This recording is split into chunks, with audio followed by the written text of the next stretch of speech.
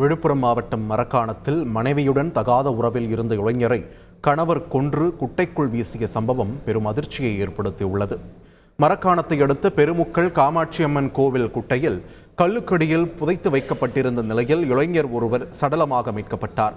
விசாரணையில் அதே பகுதியைச் சேர்ந்த டிப்பர் லாரி ஓட்டுநரான மணியரசு என்பது தெரியவர போலீசார் தீவிர விசாரணை நடத்தி வந்தனர். விசாரணையில் மணியரசுவிற்கும் அதே பகுதியைச் சேர்ந்த வெண்ணிலா என்ற திருமணமான பெண் ஒருவருக்கும் தகாத உறவு இருந்து வந்தது தெரிய வந்தது. இதில் வெண்ணிலாவிற்கு 2 குழந்தைகள் உள்ள நிலையில் சில நாட்களுக்கு முன்பாக கணவரை பிரிந்த அவர் மணியரசுவுடன் திருவண்ணாமலையில் சென்று குடும்பம் நடத்தி வந்திருக்கிறார்.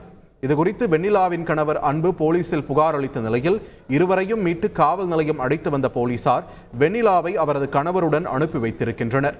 இந்நிலையில் பெருமுக்கல் கிராமத்தை விட்டு வெளியேறி வந்தவாசியில் வாடகைக்கு வீடு எடுத்து அன்பு தங்கிய நிலையில் அங்கும் வந்து தன் மனைவியுடன் மணியரசு பழகுவதைக் கண்டு ஆத்திரமடைந்த அன்பு மணியரசுவை நோட்டமிட்டு கொன்று குட்டைக்குள் வீசியது தெரியவர அவரை போலீசார் கைது செய்து சிறையில் அடைத்தனர்.